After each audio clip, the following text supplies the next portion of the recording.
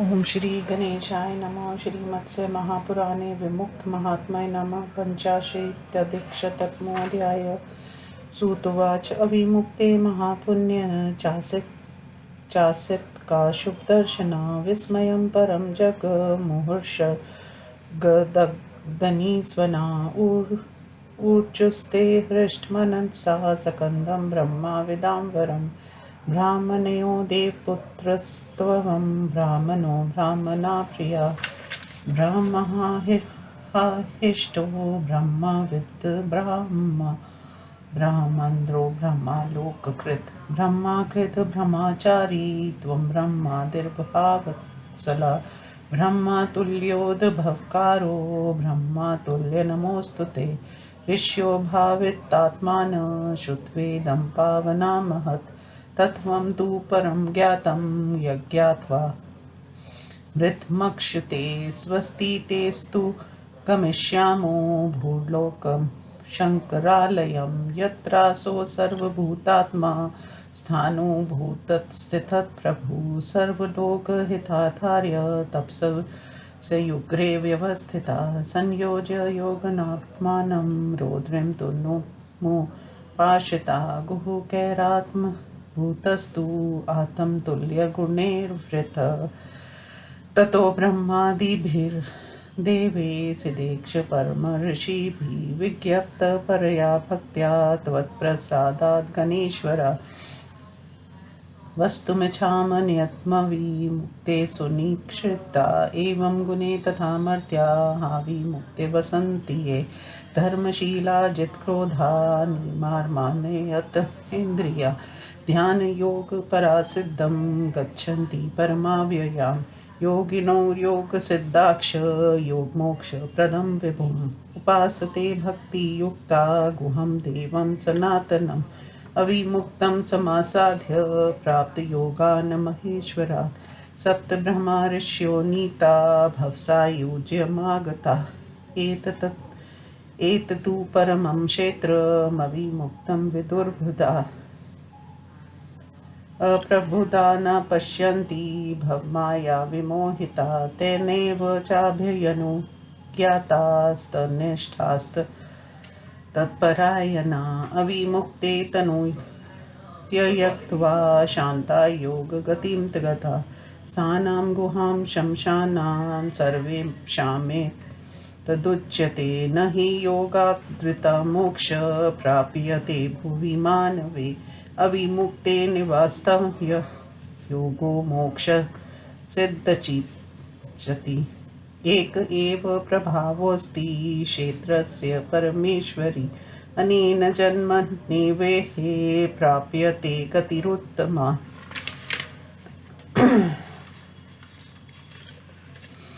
अविमुक्ते निवस्ता व्यासेनामित तेजसा नैव लब्धा कवचित् भिक्षा ब्रह्मानिनीन् यत्नता क्षुता विश्वस्तत् क्रुधो चिन्तयेच्छापमुत्तमं दिनं दिनं प्रतिव्यास षण्मास योऽवतिष्ठति कथं मे मदं नगरं भिक्षादोषाद्वन्द्वेदं विप्रो वा क्षत्रियो वापि ब्रह्माणि विद्वापि वा संस्कृता वापि परिपका कथं नु मे न प्रयच्छन्ति वे लोका ब्रह्मणाश्चर्यकारकम् येषां शापं प्रत्यास्यामि तीर्थस्य नगरस्य तु तीर्थं चातीर्थं यातु नगरं शापयाम्यहं मा भूति पौरुषी विद्या मा भूति पौरुषं धनं मा भक्ति पुरुषं सख्यं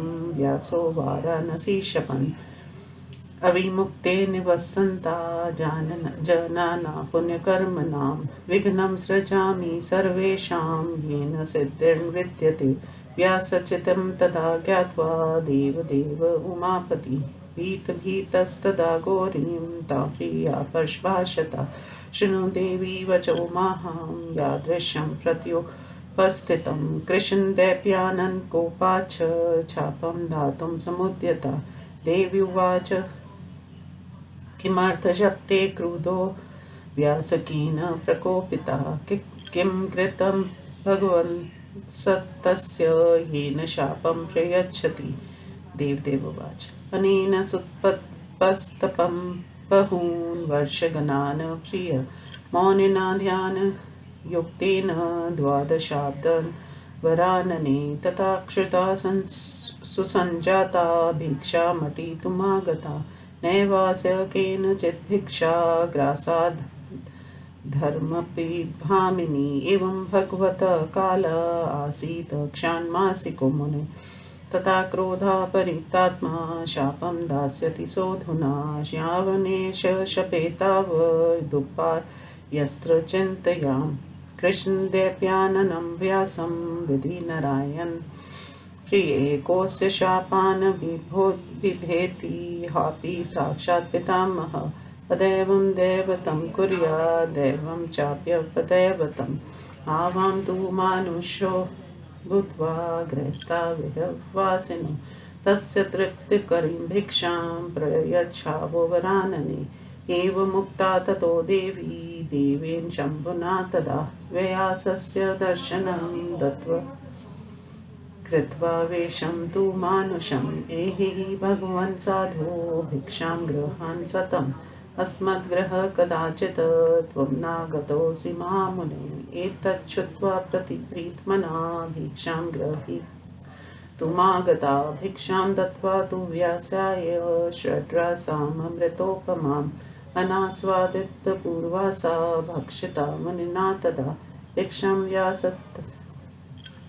सततो भुक्त्वा चिन्तयन् हृष्टमानसा ववन्दे वरदं देवं देवीं च गिरिजा तदा व्यास कमलपत्राक्ष इदं वचनं ब्रवीत देवो देवी नदी गङ्गामिष्टमनं शुभागति वाराणस्यां विशालाक्षी वास्यं कस्य न रोचते एवमुक्त्वा ततो व्यासो नगरीमवलोकयन् चिन्तयानस्ततो भिक्षां हृदयानन्दकारिणीम् अप्यश्यत् पुरतो देवं देवीं च गिरिजा तदा गृहाण्डन्नस्थितं व्यासं देवदेवो ब्रवीदिदं यः क्षेत्रेण वस्तव्यं क्रोधनस्तव महामुनि एवं विस्मयमापनो देवं व्यासो ब्रवीद वचा व्यासुवाच चतुर्दश्यामथा षष्ठम्यां प्रवेशं दातुमर्हसि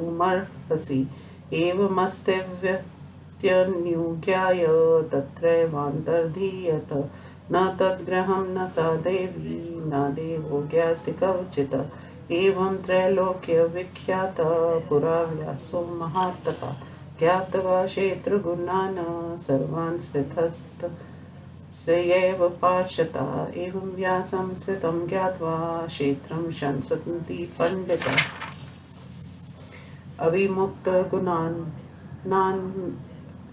नातुक समर्थो वदिष्यति देवब्रह्मा न विदिष्टा देवभक्ति विडम्बका ब्रह्माघनाक्ष कृतघनाक्ष तथा नैष्कृतिकाक्षये लोकदिशो गुरुदिशस्ति यतन्दूषका सदा पापरता शैव ये चान्य कुतसिता भुवि तेषां नास्ति वासो वे स्थितोऽसो दण्डनायका रक्षणार्थं नियुक्तं वे दण्डनायकमुत्तमम् पूजयित्वा यथाशक्त्या गन्धपुष्पादि धूपके नमस्कारं तथा कृत्वा नायकस्य तु मन्त्रवित् सर्ववर्णावृते क्षेत्रे नानाविधसरीसृपे ईश्वरानुगृहीता हि गतिं गानेश्वरीं गता नानारूपधरा दिव्या नानावेशधरास्तथा सुरा वै ये तु सर्वे च तनिष्ठास्तत्परायणा यदिच्छन्ति परं स्थानमक्षं तद्वाप्नुयुः परं पुरं देवपुराद्विष्यस्ते तदुत्तरं ब्रह्मा पुरास्थितं तपोबलादीश्वर योगनिर्मितं न तत्सम्भ्रमादिभोक्सालयं मनोरम कामगं हनामयमति तेजांसि तपांसि योगवत अधिष्ठ पीठस्तस्तु ततस्थाने देवदेवो विराजते तपांसि यानि तप्यन्ते व्रतानि नियमाक्षये सर्वतीर्थाभिषेकं तु सर्वदानफलानि च सर्वैकेषु यत्पुण्यमविमुक्ते तदाप्नुयात् अतीतं वर्तमानं च यज्ञानाज्ञानतोऽपि वा सर्वं तस्य च यत्पापं श्वेतं दृष्ट्वा विनश्यति शान्ते दौर्णतेस्तपस्तप्तं यत्तिक चिन्धर्मसंज्ञितं सर्वं च तद्वाप्नोति अविमुक्ते जितेन्द्रिये अविमुक्तं समासाद्य लिङ्गमर्चयते नरः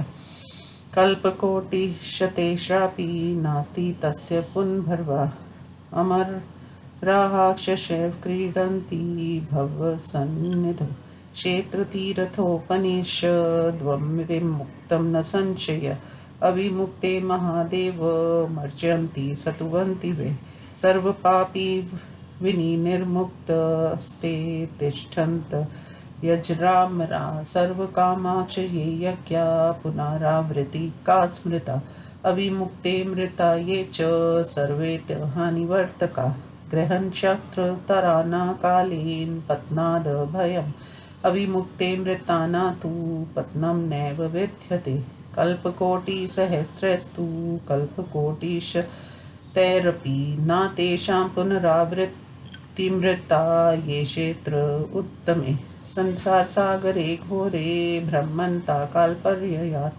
अविमुक्तं समासाद्य गच्छन्ति परमागतिं ज्ञात्वा कलियुगघोरं हा भूतं चेतनम् अविमुक्तं नामुच्यन्ति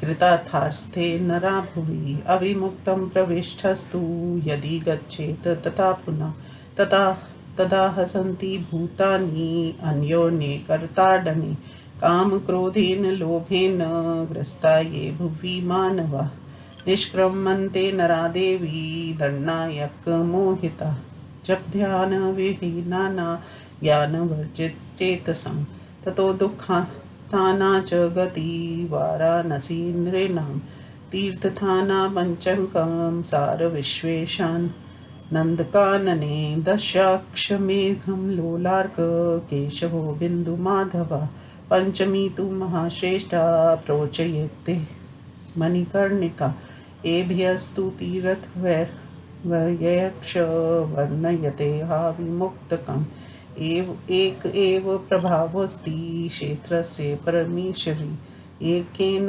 जन्मना देवी मोक्षं पश्यन्त यनुत्तमम् एतद्वे कथितं सर्वं देवेन भाषितम् अविमुक्तस्य क्षेत्रस्य ततः सर्वं कथितं द्विजा इति श्री शिव महापुराणे विमुक्त महात्म्यानां पंचाशीत्यधिकशततमो अध्याय हिंदी अनुवाद। सूत जी कहते हैं, ऋषियों अतिशय पुण्यमय अविमुक्त क्षेत्र में आस्तिक शुभ दर्शन वाले एवं हर्ष गदगद वाणी से युक्त उन ऋषियों को इस आश्चर्यजनक आख्यान को सुनकर महान आश्चर्य हो। तब उन्होंने प्रसन्नचित होकर ब्रह्मा ज्ञानियों में श्रेष्ठ सकन जी से कहा, भगवान आप ब्राह्मण भक्त महादेव जी के पुत्र ब्राह्मणों के प्रिय ब्रह्मा में स्थित ब्रह्माज्ञ स्वयं ब्रह्मा स्वरूप होन्द्र ब्रह्मा लोक कर्ता ब्रह्माकृत ब्रह्माचारी ब्रह्मा से भी पुरातन ब्रह्मा वत्सल ब्रह्मा के समान सृष्टि करता बहुत ब्रह्मा तुल्य है, आपको नमस्कार। अतिशय पवित्र कथा को सुनकर हम ऋषिगण कृतार्थ हुए। हमने उस परम तत्व को जान लिया जिसे जानकर अमरत्व मोक्ष की प्राप्ति होती है। आपका कल्याण हो। अब हम लोग पृथ्वी लोक में शिव जी के उस निवास स्थान पर जा रहे हैं जहाँ सभी जीवों के आत्म स्वरूप समाजशाली शिव स्थान रूप में स्थित है। वे वहाँ सभी प्राणियों की कल्याण की कामना से उग्र तपस्या में संलग्न है। वे अपने को युक्त कर रुद्र भावापन शरीर का आक्षण किए हुए हैं और अपने समान गुणों से युक्त आत्मभूत ग्रहों के से घिरे हुए विराजमान है। गणेश्वर, अब हम लोग ब्रह्मा आदि देवों महर्षियों और सिद्धों से आज्ञा लेकर परम भक्ति पूर्वक आपकी कृपा से अविमुक्त क्षेत्र में नियम पूर्वक सुनिश्चित रूप से निवास करना चाहते। पूर्व कथित गुणों से संपन्न इस अभिमुक्त में जो धर्मशील, क्रोधजयी, आसक्ति रहित, जितेंद्रिय और ध्यान योग परायण मनुष्य निवास करते हैं, वे अविनाशिनी परम सिद्धि को प्राप्त होते हैं। योग सिद्ध योगीगण भक्ति पूर्वक योग और मोक्ष को देने वाले सर्वव्यापी सनातन एवं गुहा महादेव की उपासना करते हैं। 7 ब्रह्मा ऋषियों ने अभिमुक्त क्षेत्र में आकर महेश्वर की कृपा से योग को प्राप्त कर भवसा युज को प्राप्त किया है। ज्ञानीगण इस अभिमुक्त को परम क्षेत्र मानते हैं, किंतु भव की माया से विमोहित ज्ञानी लोग इसे नहीं जानते। शिवनिष्ठ एवं शिव भक्ति परायण ऋषिगण शिव जी की आज्ञा से अभिमुक्त में शरीर का त्याग कर शांति पूर्वक योग की गति को प्राप्त हो गए। सभी शमशानों में ये अभिमुक्त गृह स्थान कहा गया है।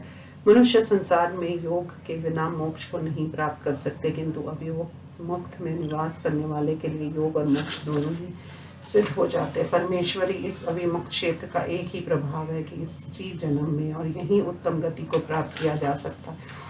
किसी समय असीम प्रतापी व्यास अभिमुक्त में निवास करते हुए प्रयत्न पूर्वक घूमते रहने पर भी कहीं भी भिक्षा नहीं पा सकते। तब वे भूख से पीड़ित होकर क्रोध पूर्वक भयंकर शाप देने का विचार करने लगे। इस प्रकार एक एक दिन करते व्यास के 6 मास बीत गए। तब वे सोचने लगे कि क्या कारण है कि इस नगर में मुझे भिक्षा नहीं मिल रही है। ब्राह्मण, क्षत्रिय, ब्राह्मणी, विधवा, संस्कृत और असंस्कृता, वृद्धा, कोई भी नारी या कोई भी प्राणी और ब्राह्मण मुझे भिक्षा नहीं दे रहा। आश्चर्य है। अंत में यहाँ के निवासी तीर्थ और नगर सभी को एक ऐसा शाप दे रहा हूँ कि ये तीर्थ अतीर्थ हो जाए। अब मैं नगर को शाप दे रहा हूँ। यहाँ 3 पीढ़ी तक लोगों की विद्या नहीं रहेगी, 3 पीढ़ी तक धन नहीं रहेगा और 3 पीढ़ी तक मित्रता स्थिर नहीं रहेगी। अभिमुक्त में निवास करने वाले सभी मनुष्यों के पुण्य कर्मों में विघ्न उत्पन्न हो जाएगा, जिससे उन्हें सिद्धि नहीं मिल सकेगी।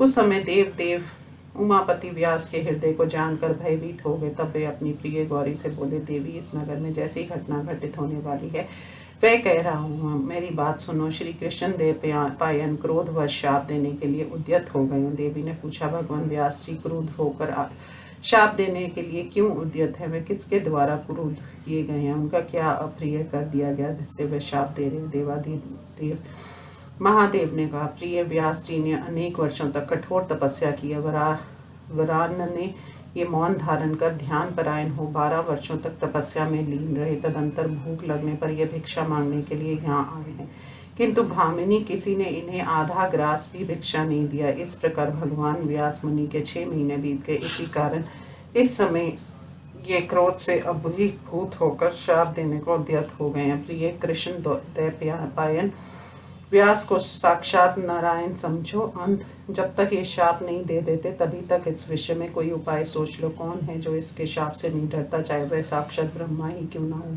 ये मनुष्य को देवता और देवता को मनुष्य कर सकते हैं। वराने ने, हम दोनों मनुष्य होकर यहाँ गृहस्थ आश्रम में निवास कर रहे हैं। अंत उन्हें संतुष्ट करने वाली भिक्षा समर्पित करें। तब महादेव शिव द्वारा इस प्रकार कहे जाने पर देवी ने मनुष्य का वेश धारण कर व्यास को दर्शन दिया और इस प्रकार का, ऐश्वर्यशाली श्रेष्ठ साधो, आइए आइए भिक्षा ग्रहण कीजिए। महामुनि, संभवतः आपने मेरे घर पर कभी आने की कृपा नहीं की है। ये सुनकर व्यास जी प्रसन्नचित हो भिक्षा ग्रहण करने के लिए आए। तब देवी ने व्यास जी को 6 रसों से समन्वित अमृत के समान भिक्षा प्रदान की। मुनि ने पहले वैसे ना खाई हुई भिक्षा को खाया। तत्पश्चात भिक्षा को खाकर प्रसन्नचित हुए व्यास जी कुछ विचार करने लगे। तदुपरांत कमल दल नेत्र व्यास जी ने वरदाता शिव और देवी पार्वती की वंदना की और इस प्रकार कहा, विशाल नेत्रों वाली देवी, वाराणसी में महादेव, पार्वती देवी, गंगा नदी, स्वादिष्ट भोजन और शुभ गति सभी सुलभ हैं। फिर यहाँ का निवास किससे अच्छा नहीं लगेगा। ऐसा कहकर व्यास जी हृदय को आनंद देने वाली भिक्षा को सोचते हुए नगरी का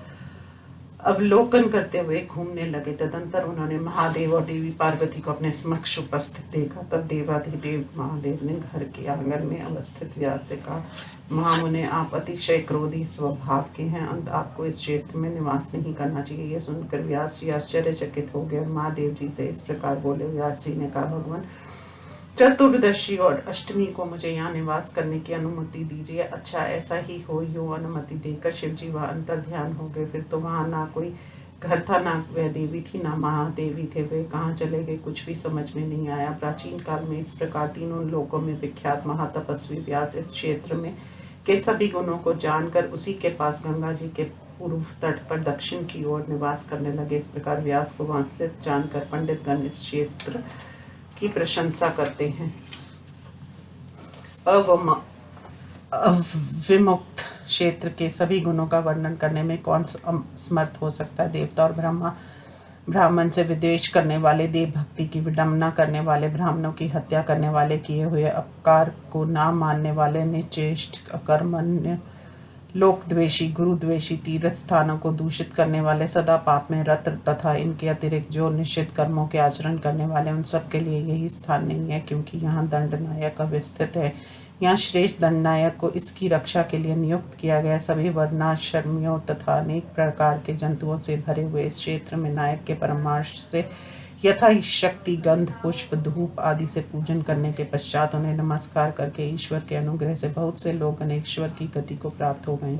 अनेकों वेश और विभिन्न रूप धारण करने वाले सभी दिव्य देव शिव में श्रद्धा संपन्न एवं शिव भक्ति परायण हो जिस श्रेष्ठ स्थान की कामना करते हैं वह उन्हें प्राप्त हो जाता है। ये श्रेष्ठ नगर अमरावती से भी विशिष्ट है। इस अभिमुक्त नगर का उत्तरी भाग ब्रह्मालोक से भी अधिक प्रतिष्ठित है।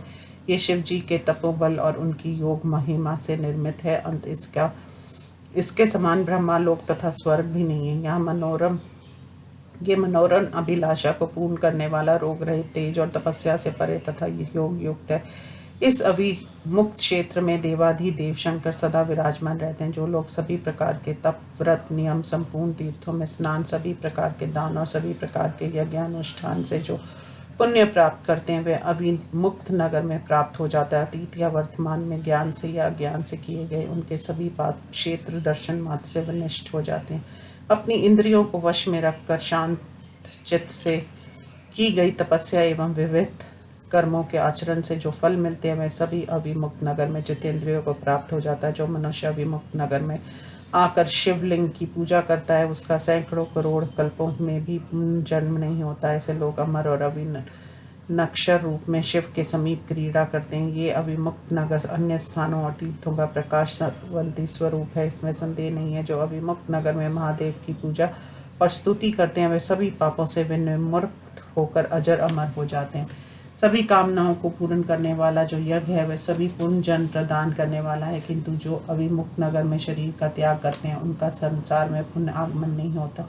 ग्रह, नक्षत्र और तारागणों को समय अनुसार पतन का भय बना रहता है, किंतु अभिमुक्त में मरने वालों का पतन कभी नहीं होता। जो इस उत्तम श्रेष्ठ में क्षेत्र में मरते हैं उनका सैकड़ों करोड़ों कल्पों में क्या हजारों करोड़ों कल्पों में भी पुनरागमन नहीं होता। जो काल क्रमानुसार संसार सागर में भ्रमण करते हुए अभिमुक्त नगर में आ जाते हैं वे परम गति को प्राप्त हो जाते। जो मनुष्य हाहाकारमय एवं ज्ञान रहित भयंकर कलियुग को जानकर अभिमुक्त का परित्याग नहीं करते वे ही इस भूतल पर कृतार्थ हैं। जो अभिमुक्त नगर में जाकर यदि यहाँ से चला जाता है तो सभी प्राणी ताली बजाकर उसकी हंसी उड़ाते हैं। देवी, जो मानव भूतल पर क्रोध और लोभ से ग्रस्त हैं वे ही दंड कर नायक की माया से मोहित होकर इस नगर से चले जाते हैं। जो मनुष्य जब ध्यान से रहित, ज्ञान शून्य और दुख से संतप्त है उनकी गति वाराणसी है। विश्वेश्वर के इस आनंद कानन में दक्षाश्वमेध, लोलार, केशव, बिंदु, माधव और पांचवी जो परम श्रेष्ठ मणिकर्णिका का कही गई है ये पांचों तीर्थों के सार कहे गए। इन्हीं श्रेष्ठ तीर्थों से अभिमुक्त की प्रशंसा होती है। परमेश्वरी देवी इस क्षेत्र की सबसे बड़ी विशेषता ये है कि एक ही जन्म में मनुष्य परम श्रेष्ठ मोक्ष को प्राप्त कर लेता है। द्विजगण अभिमुक्त क्षेत्र के विषय में महादेव जी ने पार्वती से जो बात कही वह सभी मैंने आप लोगों से वर्णन कर दिया। इस प्रकार श्रीमत्स्य महापुराण में अभिमुक्त महात्म्य वर्णन नामक 185वां अध्याय संपूर्ण हुआ। ओम नमः शिवाय।